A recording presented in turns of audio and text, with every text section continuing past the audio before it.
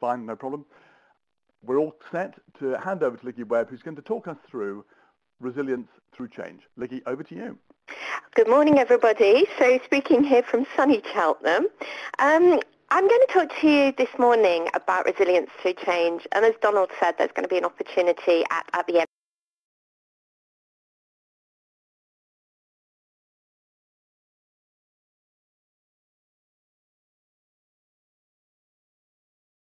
to ask questions.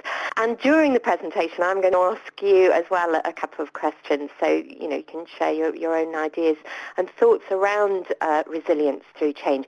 Let me just introduce myself in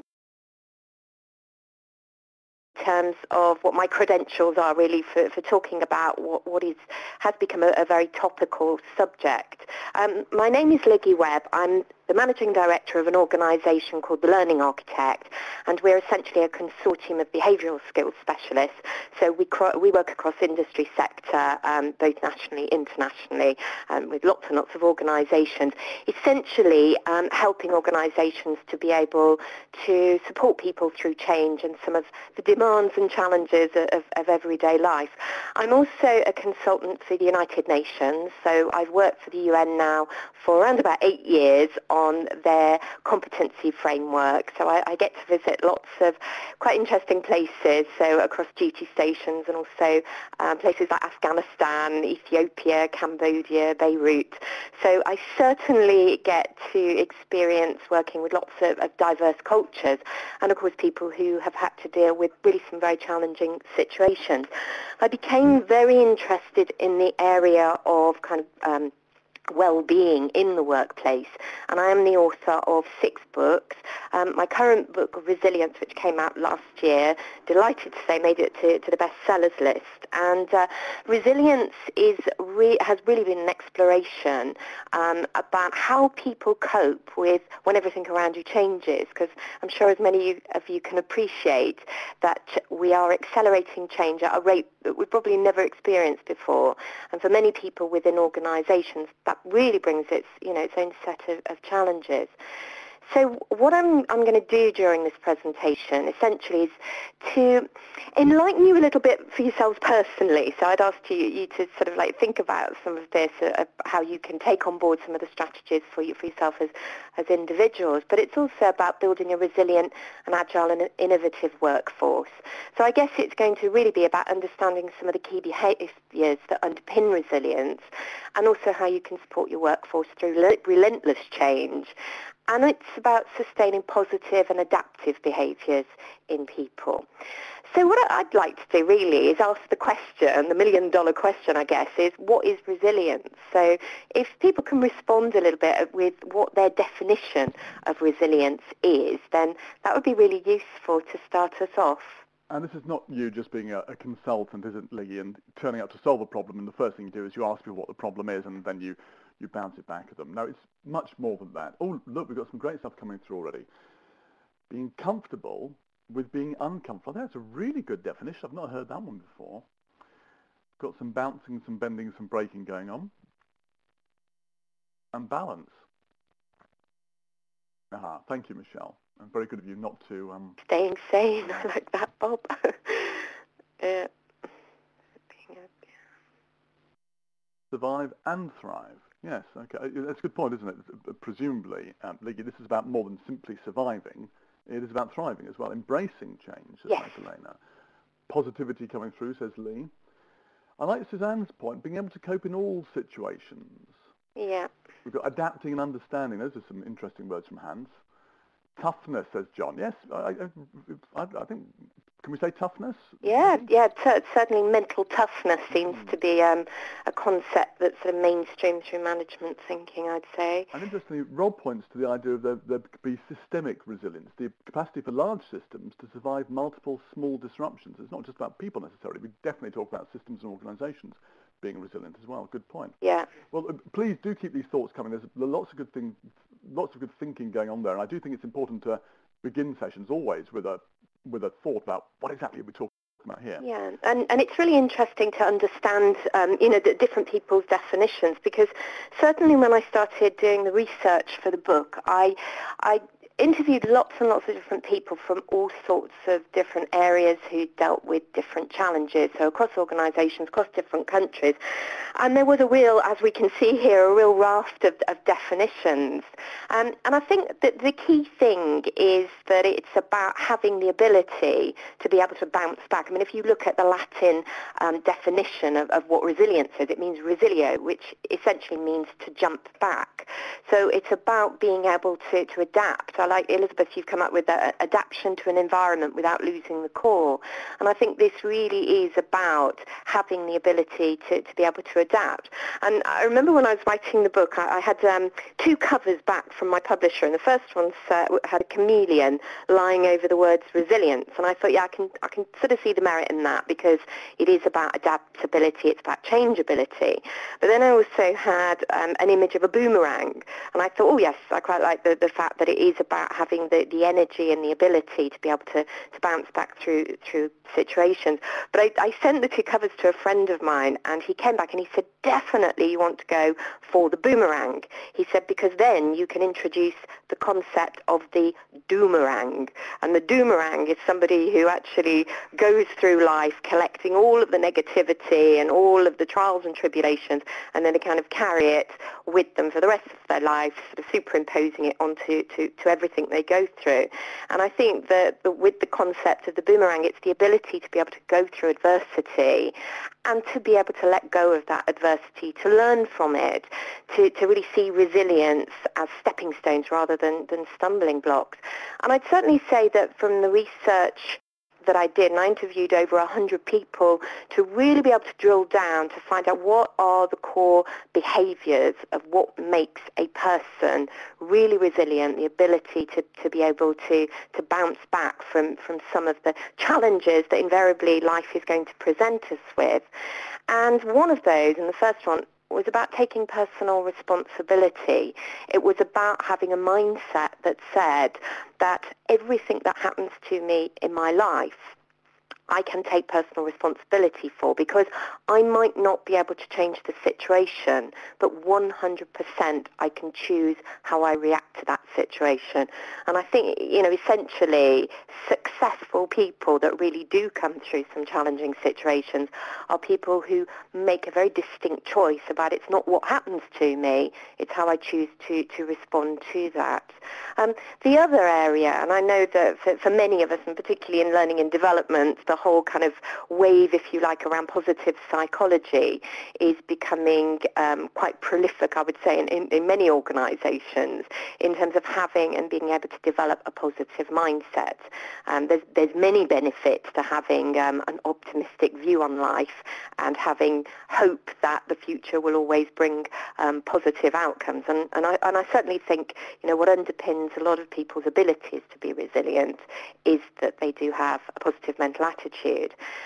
And also it's about adaptability, and many of you have mentioned that with regards to your definitions here about bendability, adaptability, flexibility, changeability. But certainly, and I think it is, as Charles Darwin said, it's not the strongest of the species that survives or the most intelligent, but it's the one that has the most ability to be able to change. And I would certainly say that's very true. And certainly in modern society, we really do need to have and develop the ability to be able to go with the flow in terms of change. So what I'm going to do is I'm going to give you a pit stop tour of some of the key strategies of resilience, because from the research that I conducted over the 18 months in terms of pulling together all the materials for the book and for some of the programs that I've developed, the 10 key strategies are really what helps equip people to be able to be more resilient. And what I would say to you is, with these 10 strategies, there may well be information here that you know. And obviously, in many situations, it's not always rocket science. But bear in mind, it's not what you know, it's what you actually do with it that counts. There may be information here that you don't think is necessarily relevant to you, and obviously that's always going to be the case. But what I'm going to do is I'm going to take you through the 10 strategies. I'll ask you a couple of questions as we go along. But the first strategy in terms of resilience is about taking a journey of self-discovery. And I certainly think, with regards to the philosopher Socrates, two words that are put together that are very, very powerful is know thyself. Because the more that we understand about our strengths and our limitations, then the better equipped we are when we need that resource pot to dip into, to know what our strengths are so that we can capitalise on those, but also what our limitations and weaknesses are. And I think that there is a danger sometimes that we fear this whole area of kind of like self-discovery, because we might recognise things about ourselves that we don't particularly like or we want to hide away from. But really, this is very much about understanding that every human being is a person in progress. We're never going to be the finished article. There is no such thing as a perfect person. So, of course, we're always going to have our limitations. So really taking the metaphorical mirror, having a really good look at that and being able to capitalise on what those strengths are, but really being mindful of what those limitations will be, because those are going to be our vulnerabilities, and particularly, when the chips are down and we feel that we're really up against it, those are the times that we really need that whole area of self-awareness. So first strategy is taking a journey of self-discovery. The second one, now I'm sure that you're all looking at this saying we're very familiar with this concept, the glass half full, the glass half empty. And I remember seeing a picture the other day with a little message next to it with the glass half full and half empty, and it said, "Dear optimist, pessimist and realist, whilst I was debating whether the glass was half full or half empty, I drank it. Kind regards, the opportunist." I thought that was quite amusing. But really, with regards to the whole kind of optimism and pessimism piece, whether you're an optimist or whether you're a pessimist doesn't always necessarily affect the actual outcome. It's just that the optimist tends to have a better time in life. And certainly with the evolving research that's been conducted, particularly by Professor Martin Seligman around positive psychology, it's very much emerging that people who have a positive mindset, there are many, many benefits. They are better at being able to cope with adversity, but also they actually manage to have better health, they have better relationships, they're more successful, and the list goes on in terms of what the benefits are for being positive. But one thing I would address here, and I think this is really key, it's about positivity into perspective, and it's about balanced positivity. Because from some of my observations, and don't get me wrong, I'm a massive advocate of developing a positive mindset. I think that's really key.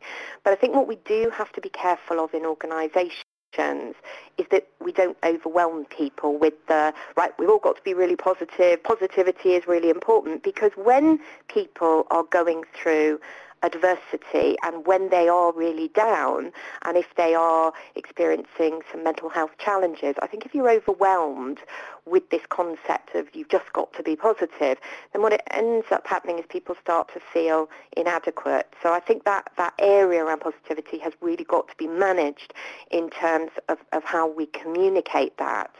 And certainly it's about guiding people towards a more optimistic mindset.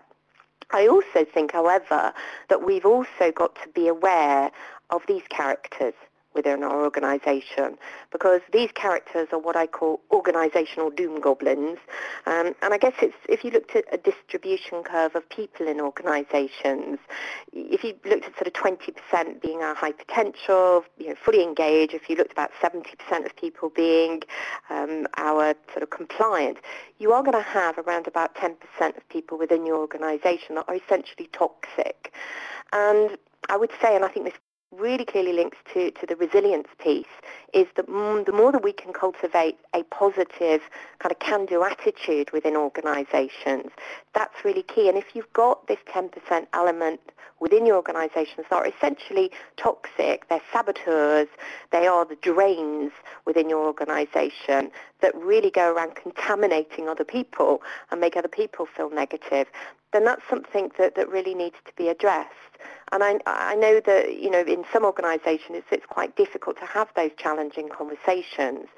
but they really need to be had. This toxic element really can't be this big elephant in the room that you ignore. It really does need to be tackled. That's really important. Something that's been identified is called neural mirroring, and this is where we can actually physiologically catch another person's negative attitude germs. I call them nags. So, we do need to be able to identify that. So whilst we're seeing the glass half full as opposed to half empty, that's really key. And just to summarise there, really, it's about positivity and perspective, but it's also, as well, addressing the negative element within your organisation. That's really key. The third strategy or guiding principle of resilience is really around emotional intelligence. So it's about helping people to be able to take emotional control. Because I certainly think that with the area around resilience, people are going to react in different ways. There isn't necessarily a completely wrong or right way. There isn't a script about how you react when you experience adversity. And, of course, the things that affect people aren't always going to be something that's necessarily work-related. There's so much in people's lives all round. But I think it's about helping to support people in terms of how they feed their emotions and about how they react.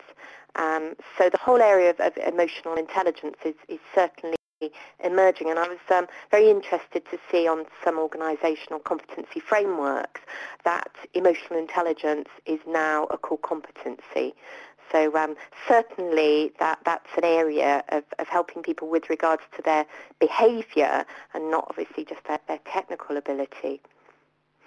The fourth strategy around resilience, as I've already really highlighted, is this ability to be able to cope with change.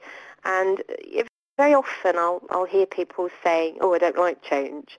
And I think that, if you say, I don't like change, it's almost tantamount to saying, I don't like life, because life is change. The one inevitability in our lives is things will be different. And I think that there is a danger sometimes that people get into this mindset of, the organisation is doing this to me. And when change is happening, they start to occasionally take on almost like a victim mentality. And what we need to do is to be able to help people through change. So a question I've got for you, and it'd be really interesting for people to be able to share some of their own experiences, is how are you communicating and supporting your people through change? Because I've certainly recognised that communication of change can be a challenge, because if we don't give people enough information, then what we do is we start to almost cultivate a culture of fear, and people start to feel insecure. And I guess some information really is better than no information. And also it's really about, some of the sport. I don't know, Donald, if you want to kind of interject there. Yeah, I mean, change is so difficult. I've been through being in leadership and management positions where I've had to deal with some very difficult change. And your point about information, indeed, it's a point that's coming through here. Chris says openness and honesty, even if there's nothing to communicate, is terribly important because, of course, following on from the Doomgoblin conversation, people don't wake up in the morning necessarily, or perhaps some people have mental issues, maybe, but typically people come into work prepared to do a good job, but if you don't provide them with information and support, naturally they can feel insecure and fill the gap with generally the worst possible scenario that could be imagined. So communication, honesty, I think is terribly important to help people get through change, even when the change is going to be bad. If you've ever had to manage a redundancy program, and I'm sure people on the call have done, it's a pretty tough thing to do. You've got to do it fairly, you've got to do it openly, and there are legal limitations as to what you can do. And yet you still have to support everybody in the process, the people who are going out and the people who are staying. So it's a tough one to do, and the only way to do it, in my experience, is you're honest with people. And I like Benter's point here, do not go with the flow of negativity. Good, honest communication. Of course, you can be too honest. You must tell the truth, but I don't think you should necessarily say everything. And Karen says, you might have been eavesdropping on a call I had yesterday with senior management. I think these problems recur over and over again, don't they? And what we need is to develop the resilience ourselves to be able to deal with them. Sorry, I've been whittering on there. You obviously touched a nerve with me there, Liggy, about how you communicate. Yeah, I mean, Chris's comment there, Chris Mooney's comment there about the sort of like openness and honesty, and I think that the key thing is that if people feel that information is being hidden from them, then what that does, unfortunately, is people start to get a little bit neurotic, and obviously that neurosis is going to start to affect people's stress levels. So I do think an open flow of communication and being clear, and obviously it might be on occasions that you won't be able to give people every micro detail of exactly what's happening, but some information is certainly much better than other communication. The other thing that I've observed in organisation is the behaviour of senior managers. When change is happening, they have to be so self-aware, even down to body language. Absolutely. If they've been in an open plan office and they've been into a meeting and everybody's kind of waiting for them to come out to see what their reaction is. It's like it's like watching the players come out on the stage. Everyone's watching. They pretend they're working, but everyone's watching the people come out of that room, aren't they? Yes. Yeah, absolutely. And I think that the whole area around resistance to change, because we've already established with resilience, it's about flexibility, it's about bendability. And I think that if we get into a mindset where we resist change constantly, then we're going to break. So it is about being able to adapt to that change. And I think once we have an understanding of that, it's about focusing people on the positives, because I think the word change is getting a lot of bad press. The minute anybody says change, immediately the reaction is, oh, it's going to be negative, it's going to be difficult, rather than seeing that actually there's an awful lot of change that happens that might be a little bit challenging initially, but once you've overcome some of those challenges, then it reaps all sorts of rewards and all sorts of benefits. So again, I guess it links back to having the positive mindset and being able to really kind of seek the positives from that. And I just quickly give a shout out to some of the comments here, because we've got some really rich stuff coming through here. Kevin and Hans both saying it's necessary to focus on the outcome of the change, and Hans saying you don't have to worry about the detail, but you do have to worry about the detail, but the important stuff is showing there is light at the end of the tunnel, the benefits. I think like you're saying, it's really positive to have that view that this is something which is, well, it may be temporary or not, as you're saying, Liggy. Change is pretty much permanent today, but we will get through it. There are better times are coming. But also Bob Price and Barbara Kay saying, particularly with regard to redundancy programs, is when the focus is all on the people who are going, and of course you've got to give them help, but then the impact is that the people leave, and you have a bunch of people staying who are disengaged quite possibly, and they need a lot of support as well. So it's important to think about everybody involved in the change program, everybody who's going to be affected, even those who you might think have nothing to worry about. Sorry, back to you, Liggy. Well, do you know, that point is interesting. I think they call it survivor syndrome. When people have been made redundant, the people that are left, and obviously that they're affected as well. But I think this is where the kind of culture within organisations, the terminology that we use, the language around change is really important, because I hear this idea of we're going to be going through some change as if it's kind of one-off and then things are going to go back to normal. That just doesn't happen. We're constantly going through change. So I think being able to promote change as a positive thing, but also being realistic about the fact that it's part of life. So I'm going to move on to the next strategy, which is around coping with conflict, because this is something I do think we have to acknowledge, in that in situations that are challenging, people will get into conflict situations because they're under pressure, because they're stressed. So whatever it is that they're in conflict about may not necessarily be about what they think it's about, if you know what I mean. It's because they're reacting to the slightest thing because they feel that they're perhaps hypersensitive to situations. So I think it's about making people aware that, there will be conflict situations that arise when there are challenges, but it's about helping people to be able to respond and to be able to manage conflict. And not all conflict is negative either. It's going to be a part of what happens to people. So I think it's about being aware of that. I'm going to move you on to the sixth strategy, which I would say out of all those strategies is probably going to be the most powerful for many people, because this is about the hybrid word probortunity, and this is where we take the word problem and we actually merge it with the word opportunity, because in some cultures there is certainly a belief that out of every crisis situation an opportunity will always arise. And I can honestly say from every experience I've had around the research, not just the sort of science that backs it up, but very much individual real life stories, there are people that I interviewed who had been through adversity that quite frankly was jaw-droppingly challenging, and yet they had sought an opportunity that had come from that, something that may never have happened if they had been through that particular situation, and really recognise the strength that it gave them, the positive changes that it made in their lives. And I think from a very sort of cognitive exercise, if individuals can get into the mindset of, okay, we're faced with a problem, now we're going to take this problem and we are going to really drill down and really seek out what those opportunities can be from that problematic situation, and really be able to kind of highlight those.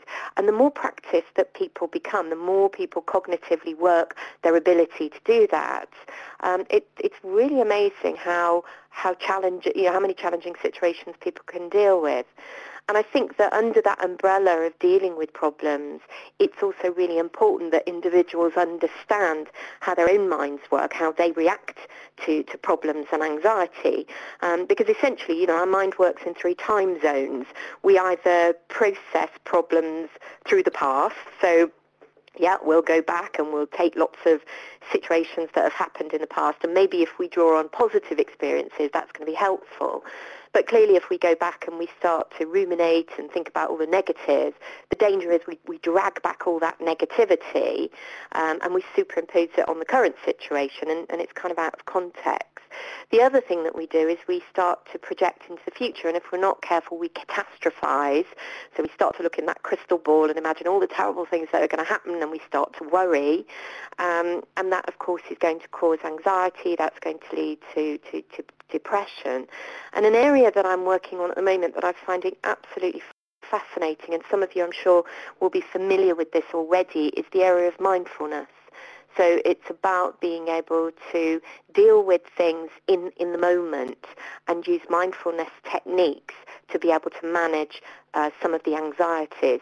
And it's really, really powerful. So I'd recommend anybody who's kind of knows a little bit about it. I can already see Cal's put there, mindfulness is brilliant. And yes, it absolutely is. So I definitely recommend researching into that a little bit more.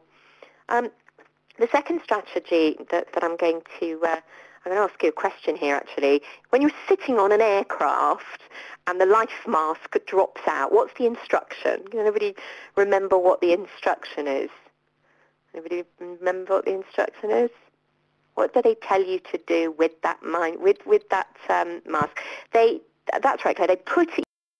You put it yourself before you help other people. And I think that is a fantastic analogy really for life itself, because so often we're on this treadmill and we're trying to be everything to everybody else, and we're trying to help everybody, and we haven't got any time and we can't take time out for ourselves, and we feel guilty if we do. But the danger is, if we burn ourselves out, we're not going to be any good to anybody, let alone other people or ourselves. So I think this really is about taking the time to be able to factor moments even into your day that you have a little bit of time to just be calm, to just be able to relax. And I do lots of work around well-being in the workplace. There was a report to government that came out in 2008. It was Dame Carol Black's review of health of Britain's working age population. And some of the statistics were really concerning in that, the economic costs of sickness absenteeism were over £100 billion a year in the UK, and that was greater than the annual budget for the NHS. And according to the World Health Organization, by 2020, depression will be the second biggest global form of illness worldwide. 1 in 4 people, according to Mind, are going to be challenged with mental health challenges. And there is an initiative now called Time to Change, where over 60,000 people have actually pledged to destigmatize mental health in the workplace. Because I think that this, I'm sure for many of you will recognize that this is becoming a very challenging area in the workplace. And so giving people permission to be able to look after their well-being, and it's not just obviously their emotional and mental well-being, but it's also their physical well-being. I think we won't about our pensions and how we invest into those, but we don't always treat our bodies like our pensions, because whatever we do to it now, there will be ramifications in later life. And obviously, you know, our mortality rate is dramatically improving, so we could all be here for a long, long time. So looking after ourselves, you know, physically and emotionally is really important. So I guess another question that I've got for you, which would probably be interesting for you to share some of the initiatives amongst yourselves, is what initiatives do you have within your organisation to support well-being? We had an absolutely fantastic discussion there while you were going through the excellent piece about the face mask and the need to give yourself time. Great stuff about mindfulness. That really kicked off a bunch of stuff. So perhaps we'll invite you back to do something on mindfulness in the future. Oh, yes, certainly.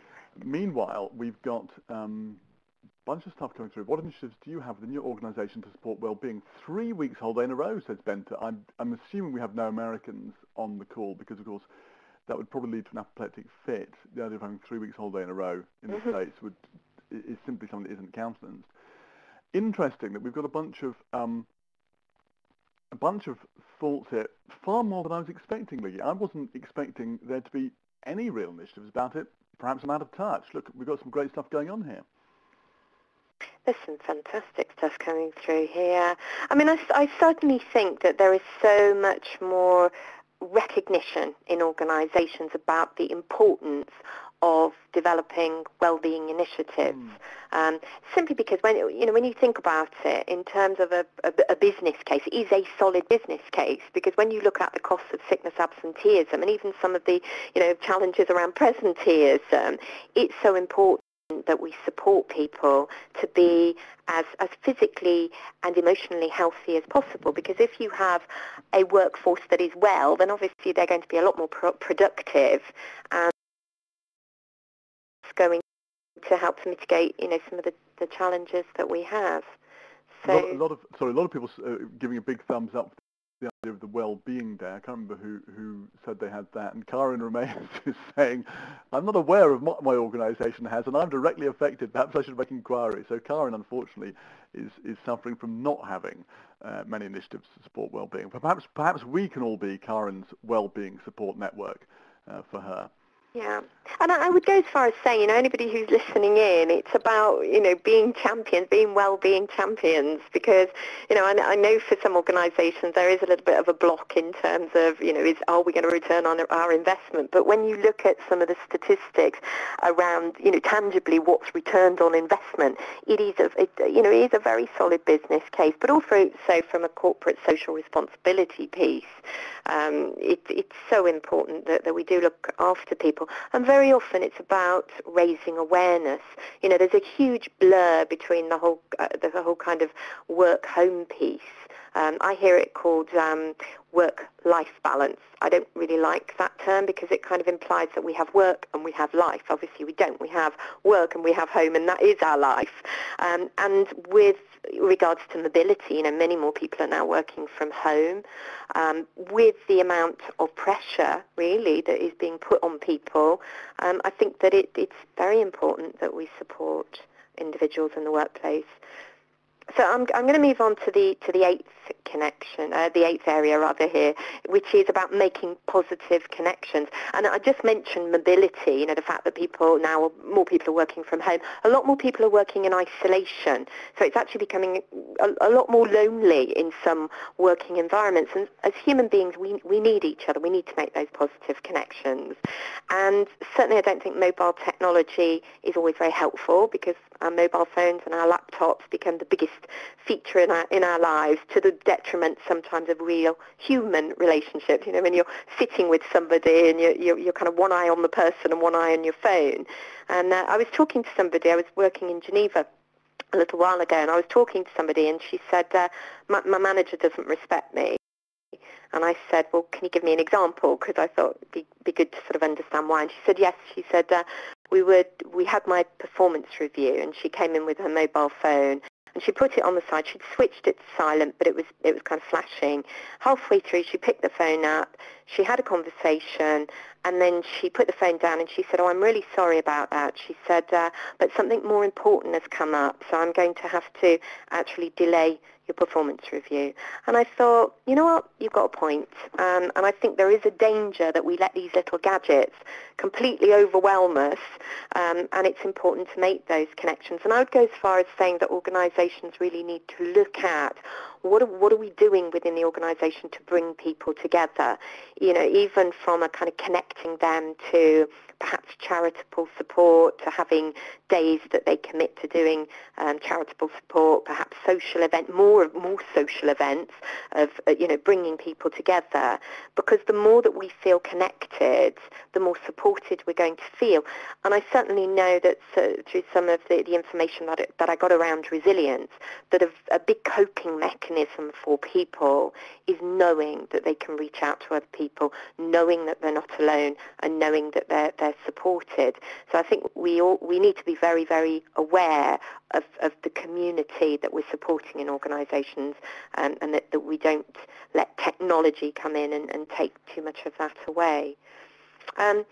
The ninth strategy, and I guess this really sums it up, because with the whole area around resilience, it's a case of keep going.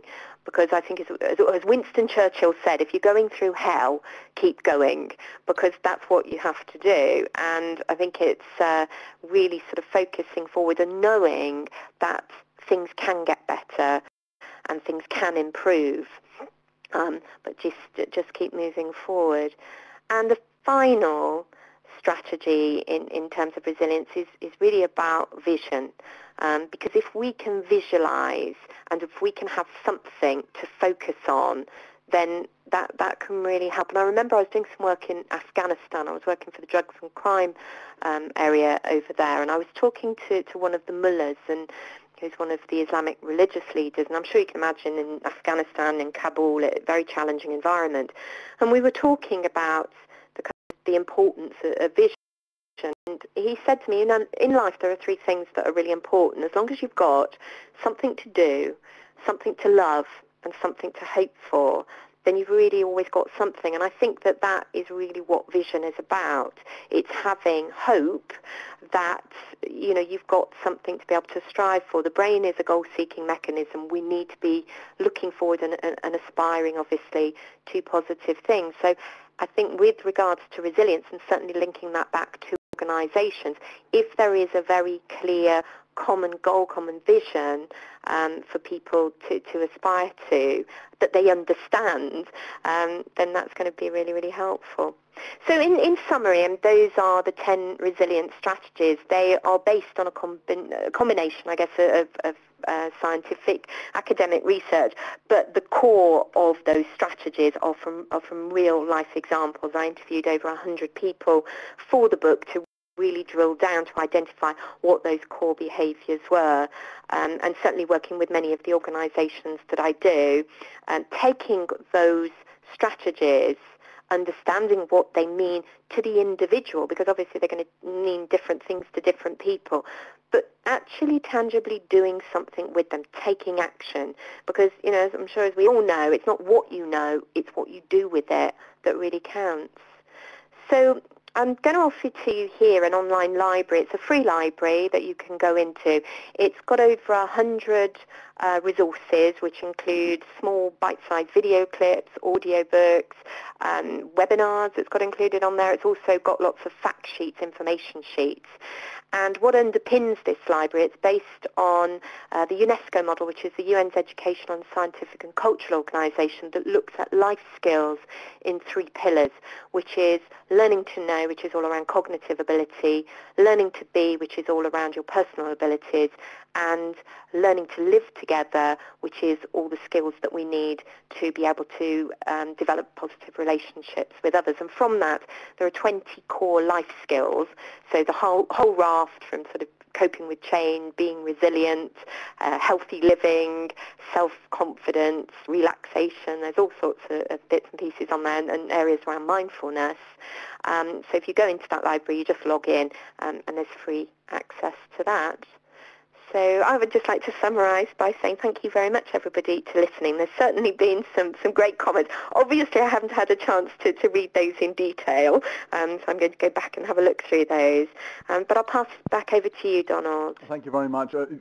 You are illustrating, if you're not reading at the same time as you're talking, the point that Ben Tederica was making at the end there, which is that we can't multitask. And but before I jump into that, let me just say thank you very much for a great session there. Lots of thanks coming through from the audience. We've had 100+ people listening. Lots of great stimulating discussion as always on here. I always find more than I can possibly take in. I reflect on these things very much for the rest of the day. In fact, on Thursdays when I have 2 LSG webinars, I simply can't do anything after I finish the second one because my head is usually buzzing too much to do it. Lots of questions, lots of points, and Bente and Hans, we will come back to the point about multitasking in a minute. And Karen, sorry you've got to dash to another meeting, but let's pick up some of the questions and the points that were raised. And of course, if you have questions, please keep them coming through to Liggy at the end. So, or rather, as we talk. So, firstly, positive mindset. Gail Adams asked, and Sarah had a point on this. Gail said, is a positive mindset something that can be developed? Is it intrinsic, or can you grow it? Sarah said that she thought you probably could, but can you explain or give some illustrations as to people who've developed positive mindsets? Sorry, can you ask that question again? Can you develop? Were you reading at the same time? Yes, I was. Yes, I can tell. You see, we can't multitask. No, nobody can truly multitask. It's a really good point. Yeah. But I'm going to come to that because my ability to speak, read, multitask, and all this is actually the result of training, having done this for so many years. The question was, can you develop a positive mindset, or is it something you're born with? Right. I am of the belief, and I am of the sort of like school of thought that I absolutely believe that you can develop a positive mindset. There is an area known as neuroplasticity, and some of you may have come across that, but it is about how we absolutely have the ability to rewire our minds, and we can really change our thinking. And there is so much good material and so many good books out there, but I really do believe that everything, we all have the ability to be able to be more positive. And I always think there's a good saying that says problems are to the mind what exercise is to the muscles. And sometimes when we have problematic situations, it exercises us to be able to kind of turn those around and to be able to be positive. And I guess positive thinking is a little bit like exercise for the mind. I do want to bring people, Heather Rayfield does say David Rock is very good in this area. You're right. I keep turning around to look at my books. David Rock's best book is Your Brain at Work. But I'm just going to drop in something, a reference here. Carol Dweck. Carol Dweck has done some groundbreaking research into 2 mindsets. And she's able to find that there are essentially 2 mindsets that people have as a result of a combination of nature and nurture. The fixed mindset and the growth mindset, about their abilities. So it's not about positive thinking, but about their abilities as to whether success is a result of what you're born with or as a result of your effort. And the people who have a growth mindset tend to be more successful. So if you're interested in that, have a look at Carol Dweck's work. She does point out, though, that even if you have got more of a fixed mindset, it is possible, as you say, Liggy, to work with it and develop yourself and to continue to grow. Yeah. Provided that you understand where you're coming from in the first place. Definitely. And can I just add this, because this is something that I've really been contemplating over the last period of time. I think because everybody's jumping on the bandwagon of positive psychology, and it's all, it's all become kind of a flavour of the month. While the principles of positive psychology are totally 100%, I'm an advocate of support. I think there's some great research. I'm also quite mindful at the moment that we don't want to ram positivity down people's throats to the point where I think it alienates people, because I think if people have been fundamentally pessimistic for a long period of time, to suddenly have this expectation that they're going to, overnight shift their mindsets and you've got to be positive, it can actually end up being quite nauseating. It can be utterly infuriating. Also, I would point out, of course, there are cultural differences, yes. like it or not, just as there are between views of extroversion, introversion, and cultural religion. If you're not feeling particularly bright and chipper, you don't want to be going to an American revivalist meeting or anything where suddenly, and this is not negative, but it's simply an observation that people have different views of things, and it can be extremely wearing and physically tiring to be in an environment where you're expected to be positive all the time. Yes, definitely. And so, if we're talking about helping people through change, then we need to be mindful of the fact that people are different. Yes, and I think it's important to be aware. I mean, I don't know if anybody's come across Elizabeth Kubler-Ross, the model, the grief cycle, because for some people change is akin to grief, and we're going to be going through lots of different emotions. It's going to affect people in different ways, and I think the danger is sometimes that if people are in the lowest of lowest place and they're not visibly pulling themselves together or behaving in a way that other people perceive as positive, they end up feeling very inadequate, and that in some ways can end up making people feel, affects their self-esteem. That's going to lead to depression. So I think, we do have to put this whole positivity into perspective. And also, I think the whole area around compassion, that's a big piece, isn't it? We run the danger, if we're not careful, of railroading over people because they're not all, jumping about sort of positively, and we lose compassion for the fact that if someone's in a really bad place, sometimes they have to have a little, what I call a bit of a pity party, where you feel, you feel sorry for yourself, and and you know what, that's perfectly okay. It's part of the human condition, for us at times to feel a bit sorry for ourselves. But, why not? If we're going through, a really awful time, the question you've got to ask people, how long do you want to stay there? Because if you're not careful and you keep feeding all the negativity, the sort of pessimism, the self-pity, what happens is people stay in that victim state. And then, of course, all the people around them that want to help them, unfortunately, it drains a lot of energy. So it's about allowing people to, if you like, have that pocket of time, but being able to move them towards the positive, the more positive and the more helpful mindset, if you like. Chris Mooney says Paul McGee, the author of the book Sumo, calls it hippo time. Sumo stands for shut up and move on. Yeah.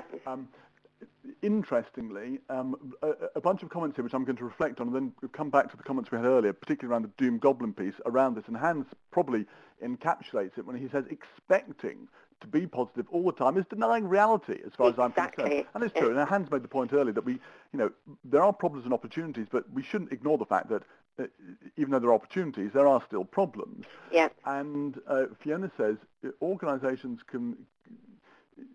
should make it possible for people not to be called a doom goblin for making an appropriate challenge, but at the same time, Gail points out, I've got an individual who revels, this is a phrase I think which anybody who's managed a team will recognise, who revels in his negativity and almost uses it as an excuse not to take responsibility for his impact on his team. And this is a real issue when you're managing people. So what you've said there, if I can summarise it, Liggy, is look, let's make sure that people are not railroaded into having to be a Pollyanna, but at the same time, they are expected to understand themselves, and we give them help to understand themselves, understand that they are, throwing out your first point, they're making a choice about where they are and their reaction to something. Yes. And they can get over it in time, but they can get over it. Yes, and do you know, there's a couple of points to pick up there. First of all, I would go as far as saying that people who kind of go around with this constant positive state, it's unnatural, and also they'd be a bit of a liability, because we've got to be able to have a balanced perspective. As human beings, we've got, we're essentially driven by fear and desire, and we've got to be able to identify. At times, there might be things that be quite dangerous for us. So, and also, it's the whole palette of life, isn't it? If you think about all control the palette of emotions. Yes. You're going to go up and down that scale. And if you don't experience some pain in your life, you're never going to be able to identify and, what pleasure is all about. So, of course, there are times that we are going to have kind of, negative thoughts. And I think the challenge that people have got in organisations is understanding the difference between, yes, it's important that people vocalise their feelings. I don't think bottling things up and only ever talking positively, I don't think that's healthy. And I think it's important that people challenge and people, look on, take a risk assessment, essentially on whatever they're doing. But the challenge, I guess, is where you get people who indulge themselves in this constant negativity. They become saboteurs within your organisation because what they want to do is constantly be looking at the doom and the gloom, and they really sort of, want to bring people down. And they get themselves stuck in that victim state. And, I'd also go as far as saying that sometimes when people are in that victim state, very often it can be habitual. That's what they've always done. If you always do what you've always done, you'll always get what you've always got. So people kind of behave in that when they get stuck in it. So it's helping to enlighten people to see, there is another way of looking at life, and to be able to show that person and help them, if you like, to be able to sort of, find their own way through it. So it's more about kind of, if you like, raising awareness and saying, well, you do have choices. Yes. Bob says he heard a sermon on Sunday saying it's okay not to be okay, but to seek help, which I think is a great way of putting it. And I really like Claire's point here. Look, when people are struggling under increased workloads, they've got no possibility of improvement, you'll face real resentment at being told to take a positive mental attitude and look for brightness. And of course, that's I hope not what Liggy is saying. What Liggy is saying is there are techniques, methods we can use to help people get to a better place. Vanessa raises the key question: how long is it okay? She says to wallow. Let's not say wallow. How long is it okay just to be down? And how much support for how long can you give people until it becomes? And I don't want to spend too long on this because there are other questions we've got. But this is a really key point. How long before it becomes intractable? How long before we have to say to people, it's time to pull your socks up? And presumably, as Han says, the change curve is different for everybody. Yes, of course it is. I'm not expecting to say 7 days or give a precise number. A couple of things, and I'll sort of summarise it quickly. Just to clarify any points here, whilst I very much support developing a positive mindset, can see all the benefits of the positive psychology, I'm not one of these kind of believers that it's all about pushing people to positivity and when people are in the lowest places. I think there's a real danger, and I think the compassion piece, empathy is a sort of massive area, and certainly a lot of the work that I do is about championing destigmatizing mental health and acknowledging that it's about supporting people when they're low and giving them the support that they need. In terms of how long is it acceptable, I mean it's individuals. It depends on the individual, it depends on the set of circumstances, but I would say the point where it needs to be addressed is when that person really, is damaging themselves, because if they're staying in that constant state, and it is this adopting this kind of victim mentality, it becomes a constant state,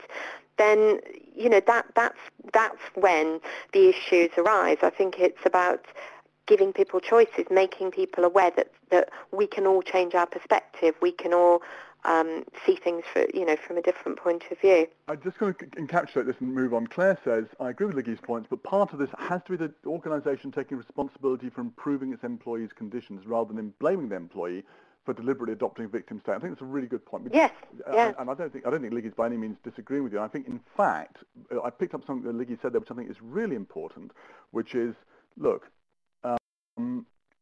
we're not here necessarily, we are dealing with individuals, but it's not an individual case, well, things are dealt with on a case-by-case basis, but more importantly, the organisations need to have in place systems and processes to look after and support individual mental health, and not just when things go wrong, but also in all the processes that make sure that it affects the mental health. So just as you wouldn't expect people to handle boxes that were too heavy for them, you wouldn't expect people to work in a way that's going to create mental health issues for them.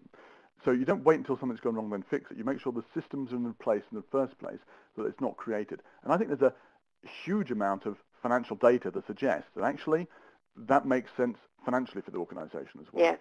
Yeah. And Benter says he always thinks about how bad things could have been, and he usually makes him feel better. My dad used to say, worse things happen at sea, and that always made me think, yeah, actually, they probably do, and made me stop wallowing in my grief so much. Yeah. Two quick questions. Firstly, Susie and Jasmine said, do we, or in various ways, do we need bad times to develop a tougher attitude? My answer to that, yes. I actually believe that some of the challenges in life that are given to us can be the real gifts. I really, I think this is based very much on sort of listening to so many people's stories about, that I suppose it's that old adage, isn't it? What doesn't kill you makes you stronger. But I certainly think that when we go through adversity, it develops so much of us. Because when you think about it, making mistakes, where do we learn in life? It's not when things go easily, it's when things don't.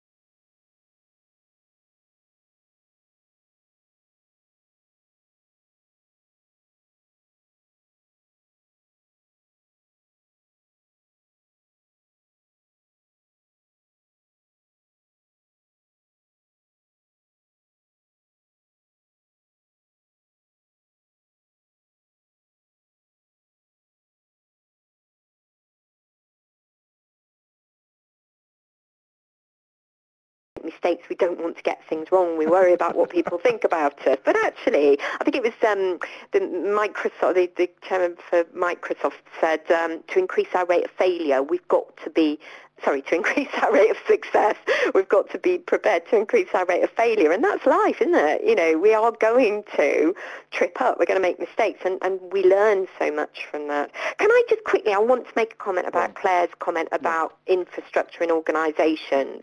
To just say 100%, I completely support that. I think that it's so much of the responsibility of organisations to really be aware of what kind of culture that they're creating, and I think that they do really need to look after the well-being of individuals. In the same way as I was saying with the heavy boxes, you don't wait till something goes wrong. You have systems and processes in place that make sure people can flourish and do their best. Although Susie says, look, if adversity is so good, what are the ethical implications of imposing adversity on individuals? I'm not suggesting we should add more adversity. I think there's probably quite enough in life without piling it on people's plates. Okay, one last question, which we got to right at the end of your presentation. Multitasking. I have to say, Benta pointed out, look, can we do two things at once? Well, aren't we doing that now? We're typing, we're listening. Shouldn't we be doing one or the other? And Hans said, look, when I type or read, I'm not listening anymore. And this has nothing to do with your topic. I just want your views on it. Liggy, you've been here. You've seen, as always, we've got a massively busy chat area. Do you think we've got too much chat going on? Do you think we should just concentrate on the talking? I accept that it's actually a challenge for people sometimes. I'm used to it after 8 years, and I believe I can do both. For me, it's a bit like driving a car and watching the wing mirrors, the dashboard, and everything all at once. You're new. It's your first LSG webinar. What's your take? Too noisy? I find it mind-boggling. To be perfectly honest with you, I think so much of the work I'm doing now around mindfulness just makes me realise we are so overwhelmed. I mean, we really are. It's like the phenomenal rate that we're having to absorb information and do things. I think we all just need to slow down a bit. My dad's got a great saying, and he says, if you want to go a bit faster, slow down. Yeah. So I think this is, we're all on... I think we should get your dad and my dad to do a webinar together. That'd be perfect. That would be good, wouldn't it? It's quite slow, but we'd learn a lot from it. Right, look, we're on the hour, and I've got to do my wrap-up. I want to say thank you very much to Liggy and to everybody in the audience who's contributed so much. And, I really enjoy it when we have conversations where we are questioned. Can we do this? Should we do this? Let's keep that going, guys. I as always, have learned so much during this. And, of course, everything is recorded. Yes, that's a good point, Rose. Everything is recorded, so you can go back and watch it again. And if the chat's too much, you can go back and read the chat. We put that in as well. So we try not to make everything... not to make everything difficult. Martina Federspiel has put in a link to the invisiblegorilla.com. If you don't know what that's about, go and have a look at it. And it's about how we can concentrate very well on some things and miss other things as a result, even if we believe we're giving task A our full attention. Thank you very much for that, Martina. Oh gosh, it says something about the world we live in. We just can't choose. Can I chat? Can I watch? Well, I tell you what, you can go through the whole thing again on the recording, which will be available on Monday. Thank you very much, everybody. This is a really cracking one. Okay, if you've enjoyed it, please go to Twitter. Tell the world about it using hashtag #LSGwebinar. My thanks once again to the audience and to Liggy. That's the URL, learningandskillsgroup.com. That's where everything will be available afterwards. And if you can put up with another hour of mind-blowing complexity of all your neural circuits firing at once as you watch, listen, type, and talk simultaneously, we're live again at 12 o'clock with Owen Rose of Actian, using learning technologies to drive business transformation. It's about a fantastic case study where they completely changed the culture of a healthcare organization, a very tough organization, by using learning technology. Once again, thanks everyone very much for your participation today, and our final thanks go, as always, to our speaker, Liggy, for really taking the lid off resilience and getting us really thinking about it. Liggy, thank you so much. Brilliant. Thank you very much. Thank you, everybody. Have a wonderful day. Yes, have a wonderful day. Bye now.